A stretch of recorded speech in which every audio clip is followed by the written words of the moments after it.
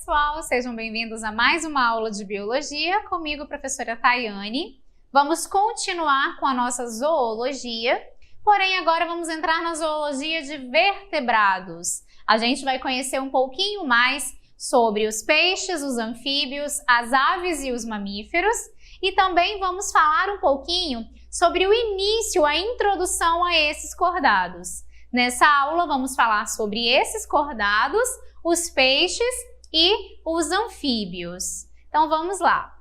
Primeiro, pessoal, os cordados, eles são classificados aí em 3 grupos. Eles são divididos em urocordados, cefalocordados e craniados. A gente acredita que na escala evolutiva, os cordados são derivados do último grupo de invertebrados que a gente considerou como equinodermos, né? Eles são o grupo mais próximo dos cordados devido a características evolutivas, como, por exemplo, ambos são deuterostômios. O que isso significa? Eles dão origem no processo embriológico, primeiro à formação do ânus e depois à formação da boca, coisa que os outros invertebrados são protostômios, dão origem primeiro à boca e depois ao ânus. Então essa característica é uma delas que aproxima então os equinodermos dos cordados.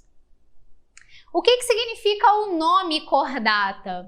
O filocordata foi assim nomeado relativo ao cordão nervoso dorsal. O que é isso? Quando a gente ainda é embrião, a gente tem a formação de um cordão que vai sendo substituído depois na gente, né, em alguns cordados, pela coluna vertebral. Então isso é uma característica que tem que estar presente em todos os cordados. No estágio embrionário, a gente vai apresentar esse cordão nervoso dorsal.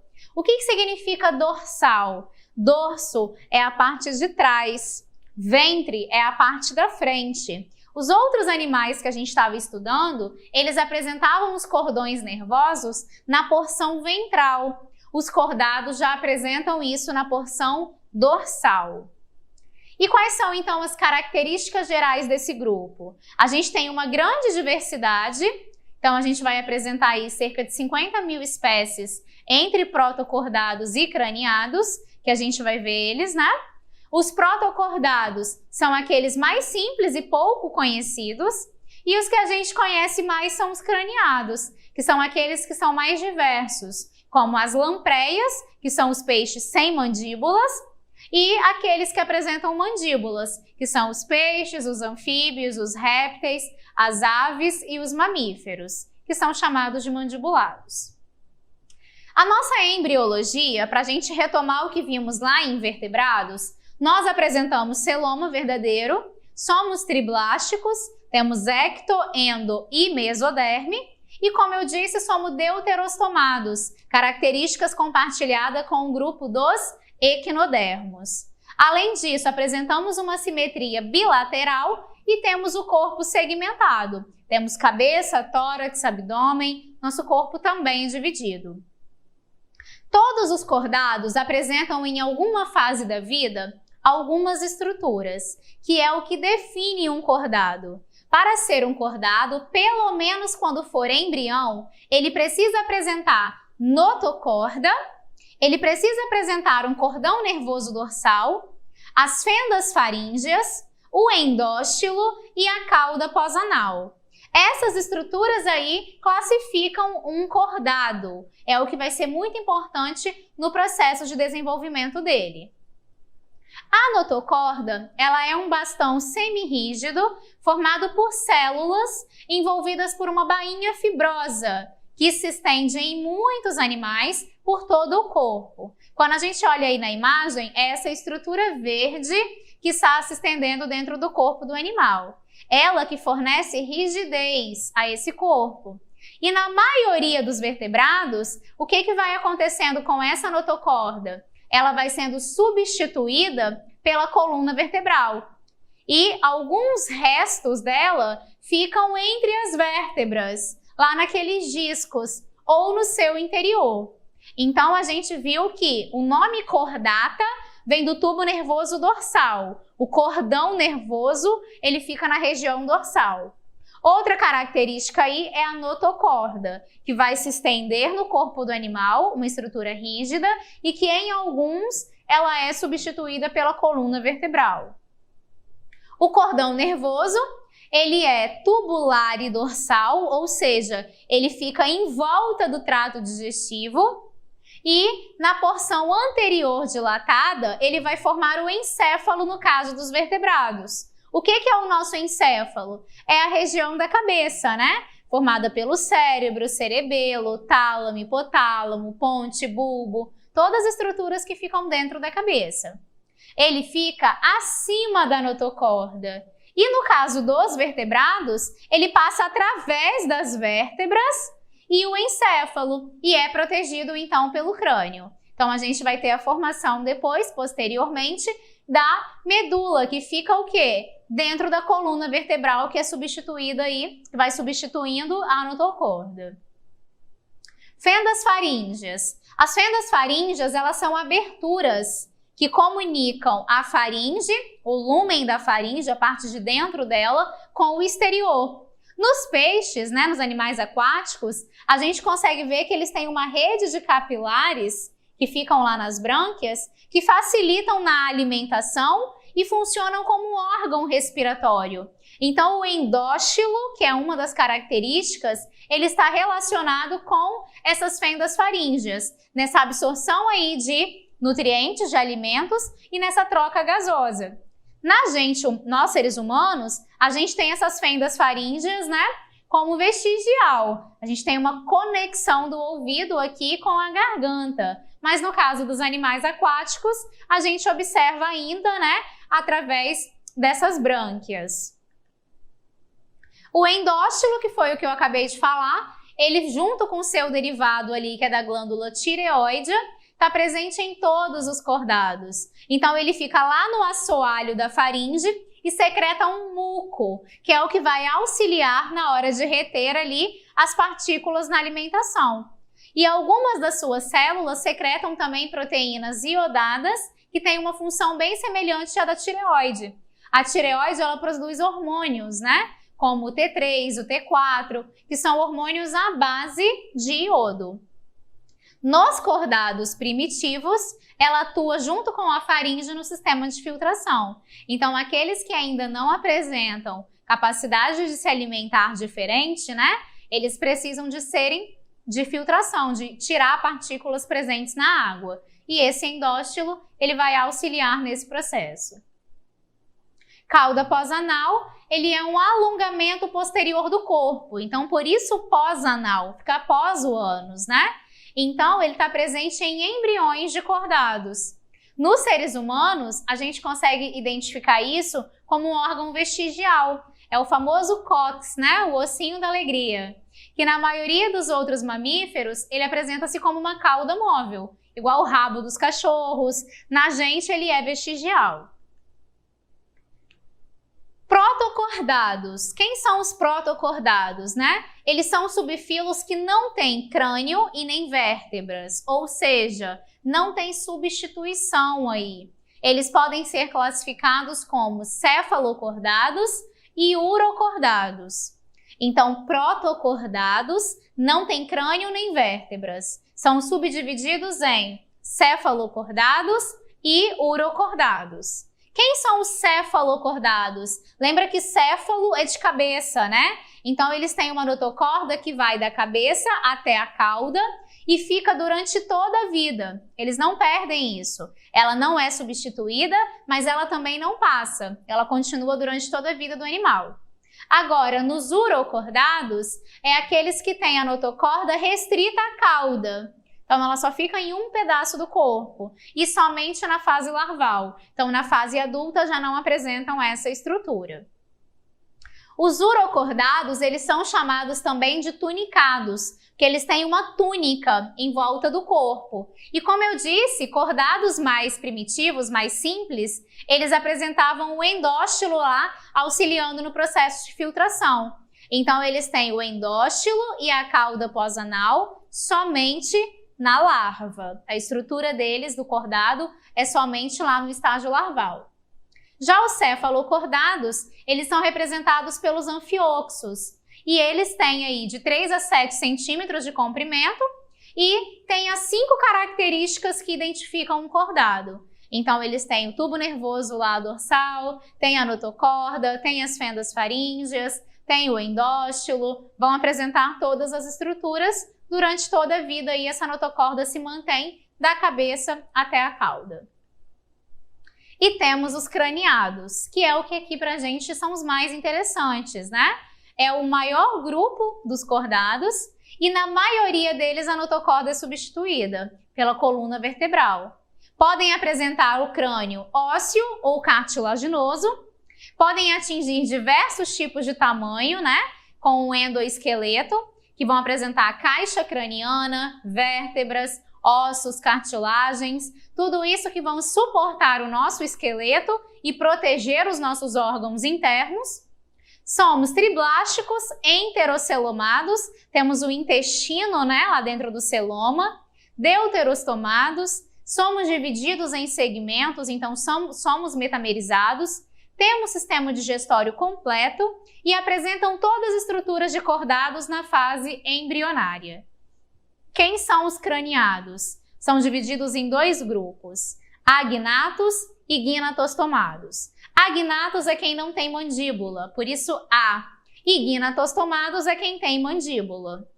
Os agnatos são representados pelas lampreias. Eles têm a boca circular, como não tem mandíbula, eles são animais parasitas, né? São peixes que apresentam dentes córneos raspadores. Então, eles se fixam em outros peixes e vão se alimentando ali desses tecidos. Eles são ectoparasitas. Não tem nadadeiras pares e a notocorda se mantém durante a fase adulta, formando um esqueleto cartilaginoso. Então, eles são a exceção aí que não tem a coluna substituindo a notocorda.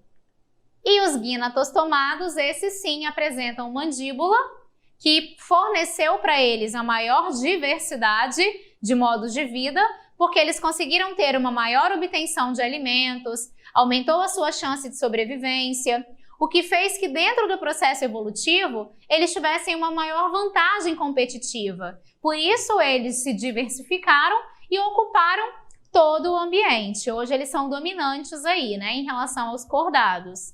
Quem são os representantes? Condrictes, que são os peixes cartilaginosos, como o tubarão. Osteíctes, que são os peixes ósseos, como, por exemplo, a tainha, o robalo. Os anfíbios, os répteis, as aves e os mamíferos. Os condrictes são aqueles peixes que apresentam esqueleto cartilaginoso. Então, a gente vai ter aí os tubarões, os cações, as raias, né?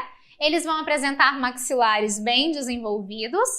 As brânquias deles, elas estão na forma de fendas branquiais. A gente consegue ver essas aberturas, porque não é igual aos outros peixes que tem o opérculo, aquela camadinha em cima, né? Então, eles têm essas fendas branquiais aí ao lado. E a boca deles não é terminal, igual nos outros peixinhos. Ela é ventral. O que isso significa? Eles têm aquele focinho e a ponta da boca é virada para baixo. Então, a gente fala que a boca deles é ventral. Aí a gente pode observar a divisão corporal desses animais. Eles apresentam cabeça, tronco e cauda, com várias barbatanas, que a gente chama também de nadadeiras.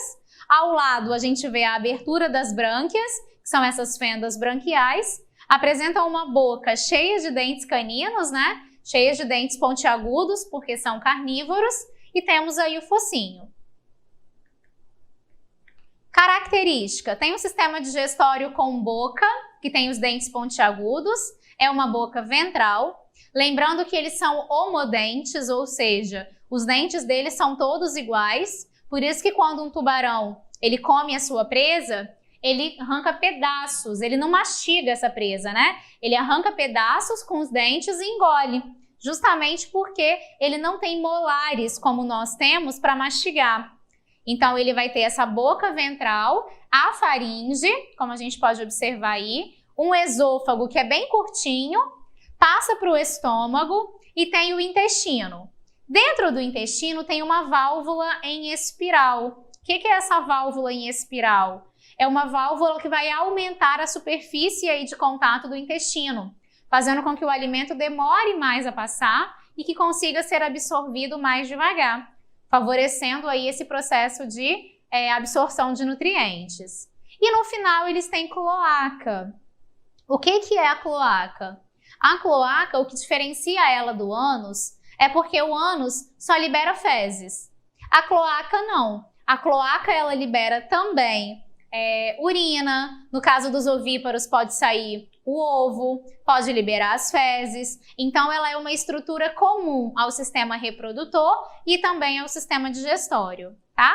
E neles a gente vai ter glândulas anexas, que é o fígado e o pâncreas, que vão contribuir com enzimas para o processo digestivo desses animais. Eles apresentam um coração com duas câmaras, que a gente chama de aurícula e ventrículo, ou átrio e ventrículo. Então, só circula sangue venoso. O coração dos peixes, no geral, tanto os condrictes como os osteíctes, só vai apresentar duas câmaras. E por eles, só vão circular sangue venoso. O que é sangue venoso? Sangue rico em gás carbônico. Então, passa pelo coração, vai para as brânquias. Nas brânquias, acontece a troca com a água, onde o sangue é oxigenado e o gás carbônico passa para a água. Esse sangue, depois de oxigenado, ele vai então para os tecidos. Tá? Então, dentro do coração só passa sangue venoso. O sistema excretor é formado por um par de rins alongados e eles excretam ureia pela cloaca e pela parte das brânquias. Então, eles vão eliminar substâncias tóxicas de duas maneiras, tanto pela cloaca, como também através da urina, como também pelas brânquias. Pessoal, os outros peixes, os peixes ósseos, eles vão excretar amônia. Por quê? Tem água disponível o tempo inteiro. Então, eles podem urinar o tempo todo que não tem problema. Mas por que os condrictes não fazem isso? Porque esses animais, eles precisam regular a flutuabilidade deles na água. Então, às vezes, acumular ureia é um dos fatores que fazem com que eles consigam regular se eles querem estar mais na superfície ou se eles querem estar mais profundo. Através de densidade, eles conseguem controlar isso, já que eles não têm uma estrutura que regula, que é a bexiga natatória, presente nos peixes ósseos. Eles apresentam também ampolas de Lorenzini, que são essas estruturas aí, que são estruturas sensoriais, que detectam qualquer movimento. Por isso que eles são exímios caçadores, né? Eles conseguem detectar qualquer movimentação que se tem ali. São estruturas, então, eletroreceptoras. A reprodução deles, temos o macho e temos a fêmea, como no caso das arraias que a gente está vendo. Se a gente observar ali na estrutura, na foto do macho, ele apresenta uma estrutura análoga a um pênis, que é chamada de clasper. Na hora da reprodução, o macho coloca o clasper na cloaca da fêmea, na estrutura feminina. Então, a fecundação dos condrictes, ela é interna. Ele libera os gametas masculinos dentro da cloaca e dentro do corpo do condricte feminino. Já os osteíctes são os peixes que vão apresentar o esqueleto ósseo e eles são bem diversificados. Nós vamos ter dois grupos aí, os sarcopterídeos e os actinopterídeos. Qual é a diferença? Os primeiros aí representados pelos latimérias são os sarcopterídeos, eles têm a nadadeira lobada, aquela carnosa. Agora, os actinopterídeos, que está representado aí pela traíra, eles têm a nadadeira raiada, cheia de raiozinhos e não é carnosa, né? Ela é uma estrutura mais fininha. Os actinopterídeos são os que estão em maior número de espécies, tá? Bagre, pintado, dourado, tilápia, robalo. A maioria dos peixes que a gente conhece está dentro desse grupo. E eles apresentam o que a gente chama de bexiga natatória, que é o órgão que eu falei que vai regular a flutuabilidade desses peixes. Através de regular a densidade deles, eles podem subir ou descer dentro do ambiente aquático. E os sarcopterídeos, a gente tem aí os actinídeos, que são os celacantos, que eles têm nadadeiras lobadas. E a sustentação dessas nadadeiras se dá por meio de ossos que se assemelham aos membros dos tetrápodes, ou seja, eles acreditam que esses peixes estejam relacionados com os anfíbios, com a saída dos animais do ambiente aquático e chegada ao ambiente terrestre. Então, os ossos são bem semelhantes, né? Foi o que forneceu aí evidências para esse processo evolutivo dos anfíbios. Então, e a gente tem aqui os dipnoi. Esses dipnoi, eles são peixes pulmonados, né? Eles utilizam aí aquela bexiga natatória que a gente falou, eles vão utilizar como pulmão. As brânquias deles são reduzidas. Então, eles vão fazer grande parte da respiração através dessa bexiga, que é praticamente necessária, né? Exclusiva para eles fazerem esse tipo de respiração. Eles possuem a narina conectada com a faringe, diferente dos outros grupos, que é o que facilita essa entrada de oxigênio e a chegada dele até a bexiga natatória. Sistema digestório completo, qual é a única diferença aqui em relação aos condrictes? Aqui não é cloaca, é ânus. Então, a abertura não é comum aí ao sistema reprodutor. Outra, a boca deles não é ventral, e sim terminal, ela fica na pontinha, como a gente observa aí na imagem. Lá tinha tiflossole para aumentar o intestino. Aqui a gente tem secos pilóricos, mas a função é a mesma. E eles têm um fígado bem desenvolvido que secreta aí a bile para ajudar na digestão de moléculas, que são lipídios. Possuem bexiga natatória, que é essa bolsa flexível e cheia de ar, que vai controlar a flutuabilidade, permitindo que eles suportem diferentes profundidades sem gastar muita energia, sem precisar ficar nadando ativamente, indo para o fundo para a superfície. Então, ela pode ser uma bolsa fechada, como no caso da maioria, que é o que está mostrado para vocês aí nos peixes fisóclistos, que são esses que têm a bexiga fechada, ou ela pode ter um ducto que conecta a narina até a faringe, né, permitindo liberar gases respiratórios para dentro dessa bexiga, que é o caso dos fisóstomos, que foi o que a gente viu que acontece aqui nesses dipnoi, que utilizam a bexiga natatória como pulmão. O sistema circulatório deles é fechado, ou seja, circula dentro de vasos sanguíneos. Todos os craniados que a gente vai ver, peixes, anfíbios, répteis, aves e mamíferos, têm um sistema circulatório fechado. Circula por dentro de veias e artérias. O coração dele só tem 2 câmaras e passa aí somente o sangue venoso, igual a gente viu nos condrictes. Então, o sangue ele é impulsionado para a aorta, que é a artéria principal, vai para as brânquias. Lá nas brânquias ele é oxigenado, libera gás carbônico e esse sangue oxigenado, que é o arterial, vai sendo distribuído para os tecidos e depois que acontece a respiração, a oxigenação das células, ele volta rico em gás carbônico para o coração e o processo então se repete. Volta para as brânquias para ser oxigenado, vai para os tecidos e assim constantemente esse ciclo.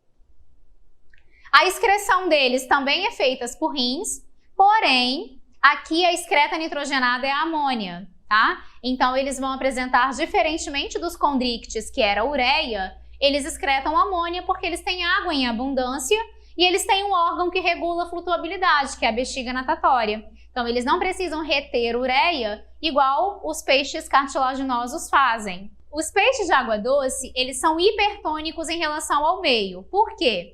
Eles têm mais sais dentro do corpo do que fora. Então, a tendência é que a água passe do ambiente para dentro do corpo desses peixes, porque por osmose, ela passa do meio de menor concentração para o meio de maior concentração, que nesse caso é dentro do corpo desses animais, como a gente pode observar aí na imagem. Agora, no caso dos peixes de água salgada, eles são hipotônicos em relação ao meio. Então, a tendência é eles eliminarem água para o ambiente. Eles acabam perdendo. E isso acabaria, então, gerando uma desidratação. Então, eles vão ter aí uma urina concentrada ou diluída de acordo com o ambiente no qual eles vivem, para tentar economizar ou liberar essa quantidade de água e fazer o controle osmótico. O sistema nervoso deles é bem desenvolvido. Eles têm, então, aí informações que são levadas por nervos, né? Até a medula ou até o encéfalo, igual a gente. Olfato bem apurado. Tem quimiorreceptores, que servem para detectar, então, partículas presentes no ambiente. E tem linha lateral. Essa linha lateral, que está presente do lado do corpo deles, serve para auxiliar no equilíbrio e na manutenção aí do peixe na hora da natação. Características de reprodução, eles são dioicos, ou seja, eles têm sexos separados, temos machos e fêmeas, e a fecundação ela é externa, geralmente precedidas por ritos nupciais. Então, os machos lançam os espermatozoides na água, as fêmeas lançam os óvulos, lá eles se encontram, acontece a fecundação, e o que acontece? Eles vão ter a formação de larvas, por isso que a gente fala que o desenvolvimento é indireto. E o nome dessas larvas são alevinos. Então, por isso que eles têm essa porçãozinha de baixo aí, essa estrutura, né? As larvas dos peixes, elas são, no geral, chamadas de alevinos. Eles liberam uma grande quantidade de óvulos, porque muitos podem não ser fecundados ou podem ser comidos. Então, para ter uma maior estratégia de sobrevivência, acabam liberando muitos óvulos. Como eu disse em relação à osmorregulação, eles têm que ter adaptações para manter esse equilíbrio osmótico. Os condrictes, como eles não têm a bexiga natatória, eles fazem a uremia fisiológica, que aí aumenta a pressão osmótica do sangue e faz com que ele tenha uma concentração quase igual ao do ambiente marinho. Então, eles conseguem flutuar ou afundar de acordo com essa ureia. Já os peixes ósseos, eles precisam se manter hipotônicos em relação ao meio. Então, quando eles perdem água e sais minerais, eles vão fazer isso através da pele ou das brânquias. Então, eles podem fazer isso através da osmose e, em alguns casos, podem usar o transporte ativo para a eliminação de sais para eles se manterem hipotônicos. Então, para evitar essa desidratação, os peixes eles bebem água para compensar. Então, aqui mostrando pra gente, no caso dos peixes de água doce e os peixes de água salgada.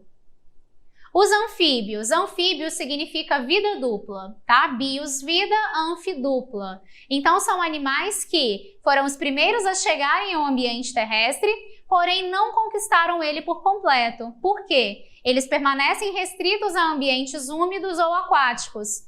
Então, eles precisam, para suas características fisiológicas, da água ou de ambientes úmidos, como, por exemplo, os ovos deles são colocados em ambientes aquáticos. Quem são os representantes? Sapos, pererecas e rãs, as salamandras, os tritões e as cobras cegas.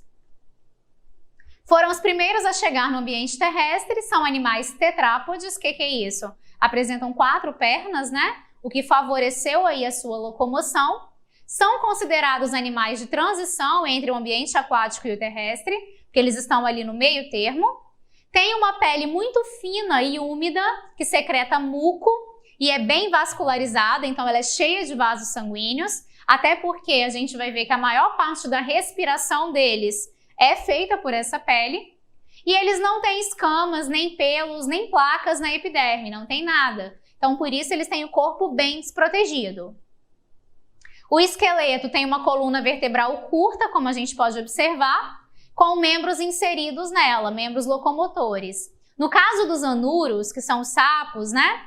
Eles têm aí os membros anteriores menores do que os posteriores, como no caso desse esqueleto que está na imagem, que é o que facilita aí, nesse caso, o salto, né? Para esses animais pularem. São animais ectotérmicos, como os peixes. O que isso significa? Não controlam a própria temperatura. Eles dependem da temperatura do ambiente. Ou seja, se ele estiver numa lagoa no qual a temperatura é 25 graus, a temperatura do corpo desse animal também é 25 graus. Não tem representantes marinhos, não bebem água, logo eles absorvem a água pela pele, por um processo de osmose, tá? E o contato com ambientes úmidos permitem para eles manter essas atividades metabólicas, por isso que você nunca vai encontrar um sapo no deserto, tá? Eles precisam de umidade para se manterem vivos. O sistema digestório deles é completo, com uma boca larga, né? E o maxilar superior pode ter dentes. E eles têm uma língua que é viscosa e musculosa, que é protrátil. O que é isso? Ela faz aquele movimento de puxar para capturar outros animais. E eles são importantes controladores de invertebrados, principalmente de artrópodes, né? Como eles se alimentam deles, eles evitam que se tenha uma superpopulação. O tubo digestório deles é comum, como de todos os outros animais, formado por uma faringe, que se comunica com o esôfago, que é largo e curto, como a gente pode ver aí na imagem. Tem o estômago, o intestino, onde tem aí porções digeridas e absorvidas. As fezes produzidas no intestino grosso são lançadas na cloaca. Então, eles também têm cloaca igual os tubarões, né? Que é para liberação de fezes, urina e de gametas. Trocas gasosas podem acontecer de 4 formas. Nas larvas, como nos girinos, eles são aquáticos. E nas salamandras adultas também são aquáticas. Então, a respiração deles vai ser branquial, é pelas brânquias. No caso dos adultos, eles vão fazer isso por pulmões, que não são muito eficientes. Então, a respiração pulmonar é muito pequena. Então, se você tampar o nariz de um sapo, ele não vai morrer por causa disso, porque a maior parte da respiração dele é cutânea, ou seja, é através da pele. É assim que ele troca oxigênio com o meio, tá? Ele captura oxigênio e libera gás carbônico nesse processo. E tem também a mucosa da cavidade bucal, que a gente chama de bucofaringe, que auxilia também nessas trocas de gases. Mas no adulto, a predominante é a cutânea. Então, o oxigênio do ar ele se dissolve na umidade da pele, passa para o interior dos vasos. O gás carbônico faz o sentido contrário. Então, por isso que eles necessitam de umidade para sobreviver. O coração deles, diferente dos peixes que tinham 2 cavidades, tem 3. Então, olha lá na imagem o que vai acontecer. Eles vão ter 2 átrios e 1 ventrículo. De um lado, a gente vai ter o sangue venoso e do outro o sangue arterial, nos átrios. Porém, como eles só têm 1 ventrículo, eles vão misturar o sangue venoso e o sangue arterial. Então, a gente fala que a circulação dos anfíbios ela é fechada, dentro de vasos sanguíneos, ela é dupla, porque ela passa 2 vezes no coração, e ela é incompleta, porque se mistura no ventrículo sangue venoso e sangue arterial. Então, o sangue vai para os pulmões ou para a pele, né, para ser oxigenado, volta para o coração como oxigenado, como sangue arterial, vai para os tecidos. Porém, quando ele passa pelo ventrículo, ele está passando ali junto com o sangue venoso, por isso que é incompleta. A excreção é por meio de rins e eles vão excretar, enquanto os girinos aquáticos, eles excretam amônia. Agora, quando adultos, eles vão excretar ureia, que é a excreta nitrogenada predominante, tá? Ela passa pelos ureteres que se ligam então à cloaca. É filtrado no rim, passa pelos ureteres, das ureteres se liga à cloaca, no qual eles eliminam, então, essa ureia. Possuem sistema nervoso bem eficiente, com pares de nervos cranianos e espinhais, olhos bem desenvolvidos, protegidos por pálpebras móveis, não têm orelhas externas para captação sonora, e eles têm o quê? Uma membrana timpânica, que é aquela estrutura representada aí na imagem para vocês, que é onde eles sentem vibrações, ok? Que é uma estrutura sensorial. Então, transmitem aí o som da orelha média para a orelha interna através dessa membrana timpânica. Eles são animais dioicos, então tem machos e fêmeas, e geralmente eles têm dimorfismo sexual, o macho e a fêmea são diferentes. Nos anuros, que é o que a gente fala mais, a maior ordem, né? A fecundação é externa. Então, o sapo fêmea lança os gametas na água, o sapo macho também, eles se encontram e formam uma larva, que é o girino. Desenvolvimento, então, indireto. E aí, o que acontece? Eles se encontram, formam, então, esse girino. O girino começa a passar por metamorfoses, que são controladas por hormônios da tireoide, como a tiroxina, que promove, então, essa metamorfose até virar outro sapo adulto. São divididos em 3 ordens de acordo com as características dos membros locomotores e da cauda. Anura, sapos, rãs e pererecas. Urodela são as salamandras e os tritões. E os ápodes são cobras cegas ou cecílias. Anura é que não apresenta aí cauda, tá? Urodelas ou caudata são aqueles que têm patas e que têm cauda. E ápodes são aqueles que não têm pernas. Ápoda, né? Que não tem patas, não tem pernas. Questãozinha Enem. O fenômeno da piracema, que é a subida do rio, é um importante mecanismo que influencia a reprodução de algumas espécies de peixes, pois induz o processo que estimula a queima de gordura e ativa mecanismos hormonais complexos, preparando-os para a reprodução, e intervenções antrópicas no ambiente aquáticos, como a construção de barragens, interferem na reprodução desses animais. Então, olha só, ele está dizendo para a gente que a piracema, que é a subida do rio, é importante porque quando esses animais estão migrando, eles estão produzindo hormônios que fazem com que eles tenham essa queima de gordura e esses mecanismos hormonais complexos que vão sendo ativados permitem que eles tenham a reprodução. Então, essa intervenção antrópica prejudica a piracema porque reduz o percurso de migração, a longevidade dos indivíduos, a disponibilidade de alimentos, o período de migração da espécie ou o número de espécies de peixes no local. Se por acaso você construir uma barragem, você interrompe o período migratório desse peixe. E é nesse momento que está estimulando a queima de gordura e ativando hormônios para a reprodução. Então, nesse caso, os animais não conseguiriam se reproduzir porque eles teriam a sua migração interrompida. O percurso seria menor do que o normal. Um abraço e até a próxima aula. Bons estudos!